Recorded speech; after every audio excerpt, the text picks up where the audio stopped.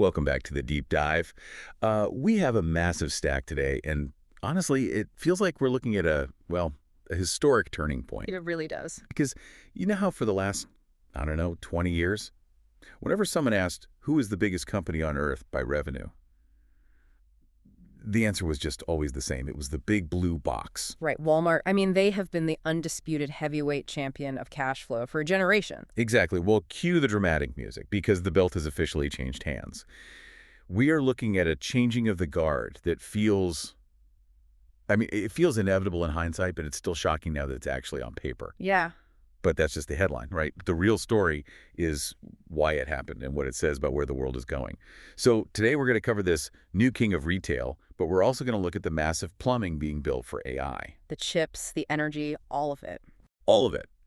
And then we'll pivot to the human cost, the safety lawsuits, some massive labor wins before finishing up with the hardware struggles.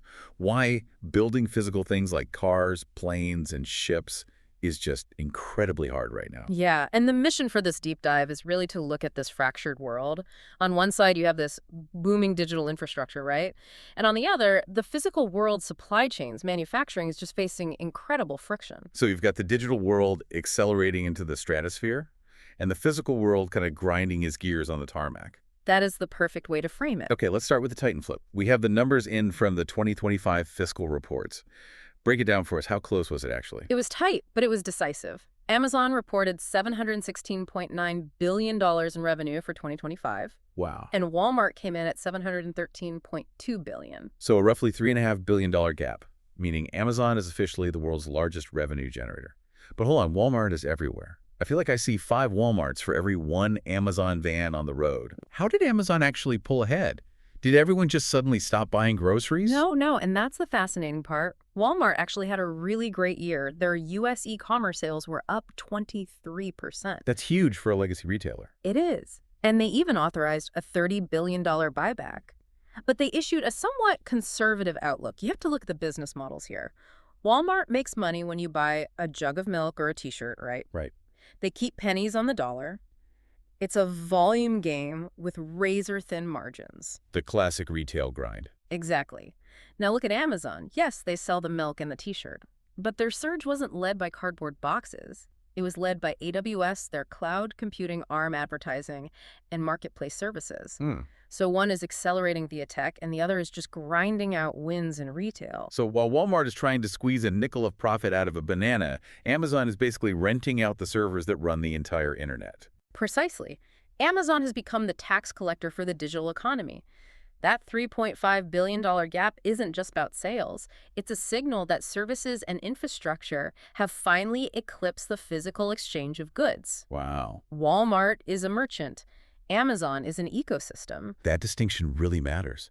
And speaking of ecosystems, that connects directly to the next big chunk of our research. Oh. Because it's not just Amazon. No, not at all. The amount of money being poured into the plumbing of the internet right now is honestly hard to wrap your head around. It really is. We are seeing an infrastructure boom that rivals the building of the interstate highway system, but for data. Yeah. The standout story this week is Meta, the parent company of Facebook and Instagram. They just struck a massive multi-year deal with NVIDIA. NVIDIA seems to be the one common denominator in literally every tech story lately. They're the new oil. Meta is deploying millions of NVIDIA GPUs. Okay. But here's where we need to get a little technical to understand the sheer scale of this. Okay, lay it on us. They aren't just buying the chips. They're buying the Grace CPUs and the Spectrum-X networking gear. Okay, let's unpack that, because I know what a GPU is. It's the muscle, the brain, doing the AI thinking.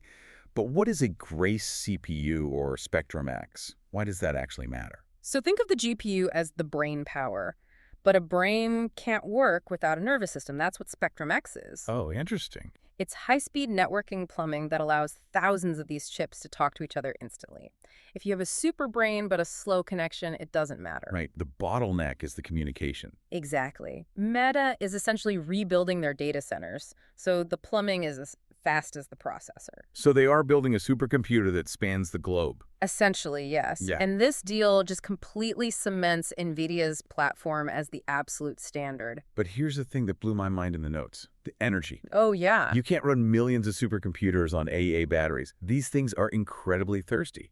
They are massive power drains. And this is where the story shifts from tech news to geopolitics.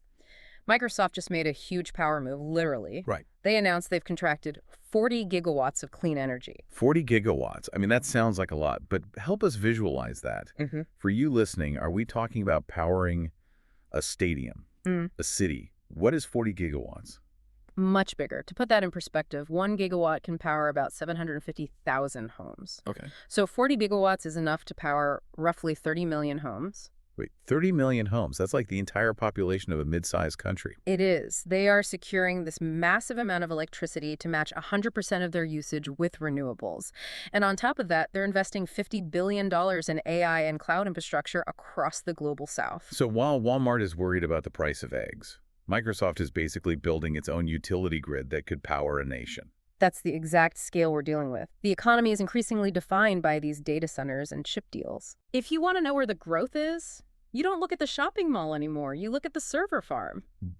And there is always but, while the tech giants are counting their billions and building these digital empires, they're also spending a lot of time in courtrooms. They really are.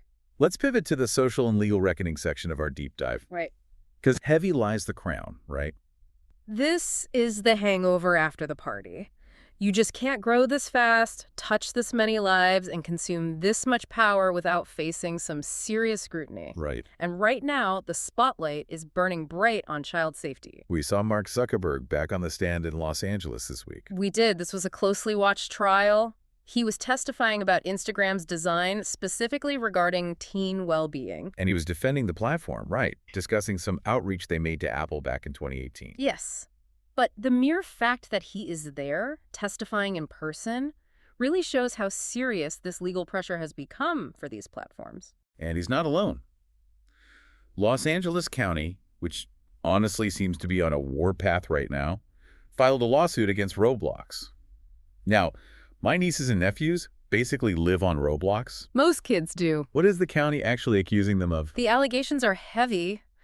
LA County claims Roblox failed to protect minors from predators and inappropriate content. Oh, wow. Yeah, they are arguing that Roblox isn't just a neutral platform, but that they designed a product that is inherently unsafe for kids. That feels like a real shift in strategy. It's less, you didn't moderate this one bad comment, and more, your entire playground is built on quicksand. Exactly. Now, Roblox disputes this, of course. They cite their safeguards and say they're doing everything they can, but the pattern across the industry is clear. Governments are stepping in. Right. They're trying to hold digital platforms accountable for safety in the exact same way they hold car manufacturers accountable for seatbelts.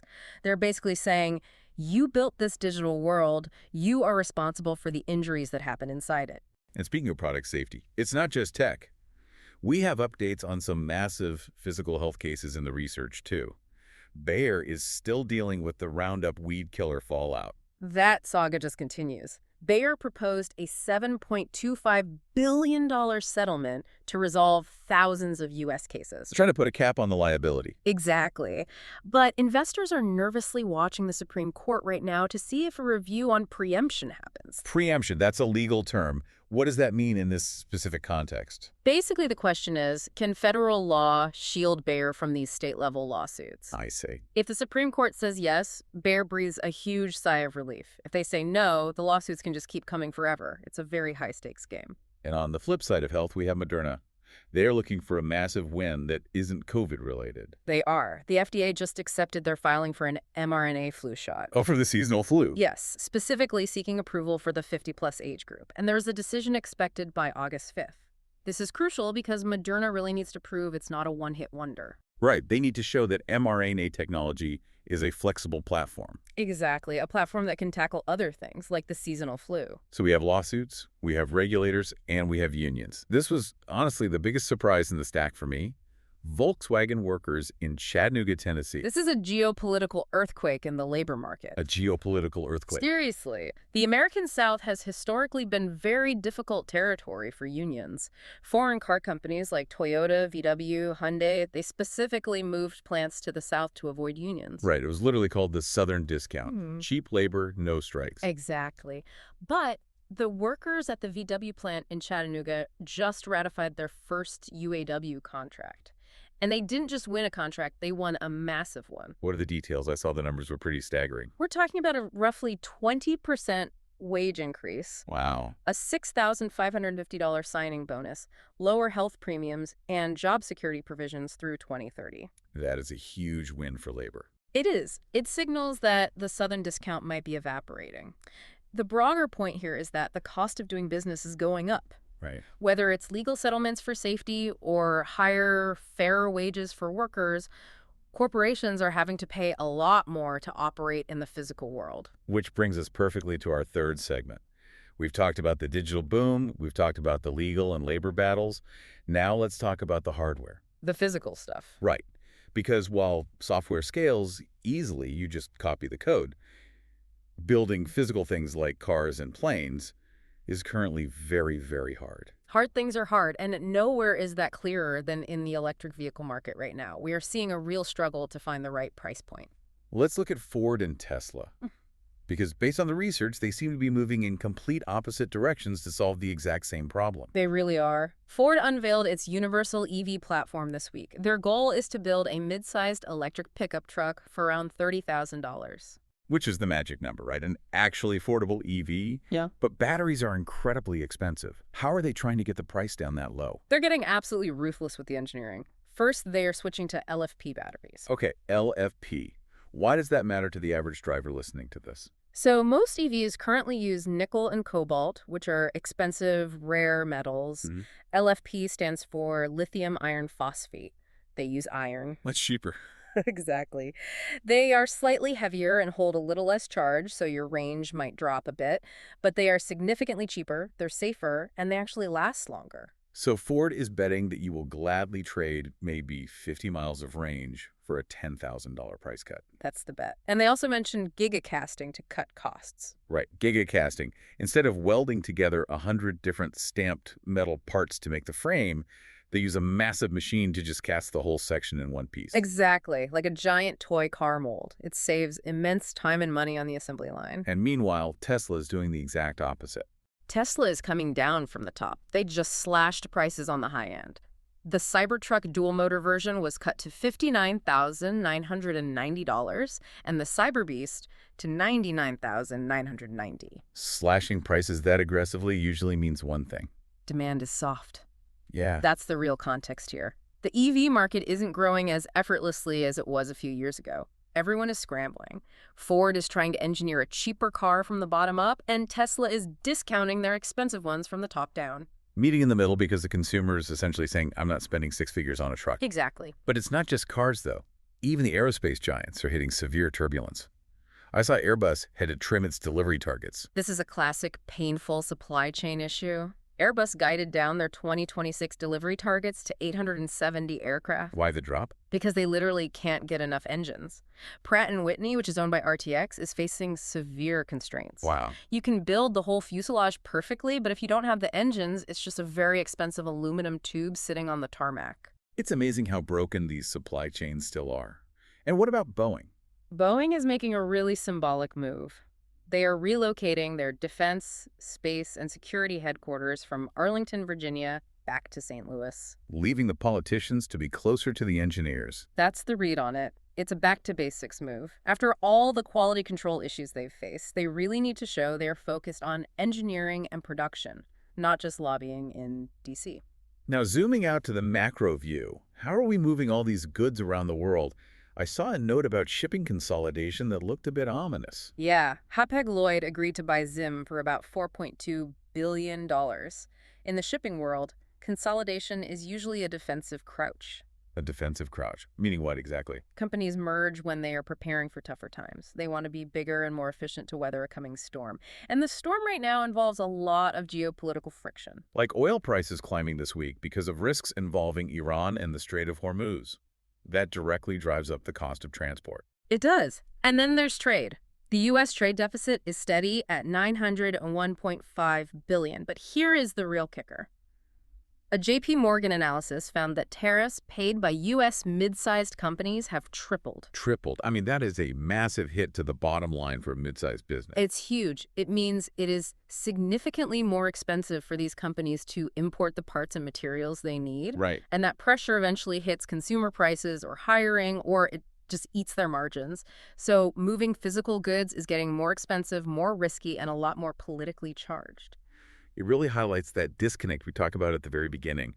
Microsoft can beam AI to the global south instantly, but if you need a carburetor shipped across the ocean, good luck. That is the defining tension of this moment in the economy. Okay, before we wrap up, let's do a quick financial pulse check. Just a brief look at where the smart money is going, or maybe where it's getting stuck. Because I saw something about private credit that sounded a little scary. Yeah, there is a flashing warning light there. Private credit has been the hot new thing on Wall Street, basically non-banks lending money directly to companies. But Blue Owl Capital just limited withdrawals in a retail private credit fund and actually return capital in another. Okay, translate that for us. Why is a fund limiting withdrawals a red flag? Think of it like the Hotel California. Okay. Investors put their money in, expecting to be able to take it out maybe quarterly, but the fund takes that money and lends it out for 5 or 7 years. It's a classic liquidity mismatch. So if everyone gets spooked and asks for their money back at once, the fund can't exactly just call up the companies and demand the loans back early. Exactly. So they have to gate the fund. They basically have to tell investors, sorry, the exit door is temporarily locked. Which usually just creates more panic. If you tell me I can't have my money, I suddenly want it even more. Human nature. And this puts a lot of pressure on their peers, like Blackstone and KKR. It really suggests that the easy money era in private credit might be cracking. Moving to crypto briefly, Bitcoin took a hit, right? It did. It slipped below $70,000, largely due to outflows from BlackRock's ETF. Just a reminder of how volatile that space remains. And finally, a quick look at media. The Warner Bros. Discovery saga continues. Always. WBD got a waiver to talk to Paramount Skydance, but it seems the board still really likes the Netflix deal. There's a vote coming up on March 20th. Just another example of legacy media trying to figure out how to survive in a streaming world. Consolidation really is the name of the game there, too. It is. Okay, let's unpack all of this. We have covered a ton of ground today. From Amazon's revenue overtaking Walmart, to Ford's battery swaps, to the UAW winning in Tennessee. What is the big picture takeaway for the listener? If we synthesize all these sources, we are really looking at a tale of two economies. First, you have the digital economy, Amazon, AI, cloud infrastructure. They're winning. They're winning big. They have the margins, the growth, and the momentum. That revenue flip from Walmart to Amazon is the absolute proof of that. And the physical economy. It's fighting for every single inch. Accountability is getting expensive between lawsuits and union wins. Right. And the physical world is just fraught with bottlenecks, engine shortages, shipping risks, tariffs. If your business relies on moving atoms instead of bits, cars, planes, shipping containers, you are facing headwinds that the software companies just aren't dealing with. It feels like the gap between the click and the ship is getting wider and wider. That's exactly it. The winners right now are the ones building the bridges between them, or the ones like Microsoft and Amazon who are just big enough to build their own infrastructure to bypass the friction entirely. Which brings me to a thought I've been mulling over as we went through this research. Let's hear it. We mentioned Microsoft building its own power grid, 40 gigawatts, enough for 30 million homes. We mentioned Amazon having more revenue than the actual GDP of many countries. Yeah. We used to worry about monopolies in the 20th century sense, like, oh no, they own all the railroads. Right, the Standard Oil model. Exactly. But are we entering an era where these corporations are effectively functioning as independent nation states? That is a fascinating way to look at it. I mean, they have their own power grids. They have their own diplomatic relations, literally Zuckerberg negotiating directly with governments.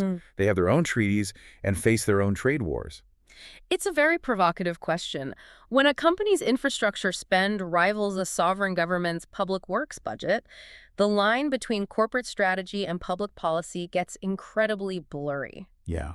In many ways, they are building the infrastructure that the state used to provide. It's definitely something for you to think about the next time you see an Amazon van drive by. It might as well be an embassy on wheels. Indeed. That's all for this deep dive. Thanks for listening, and we'll catch you on the next one.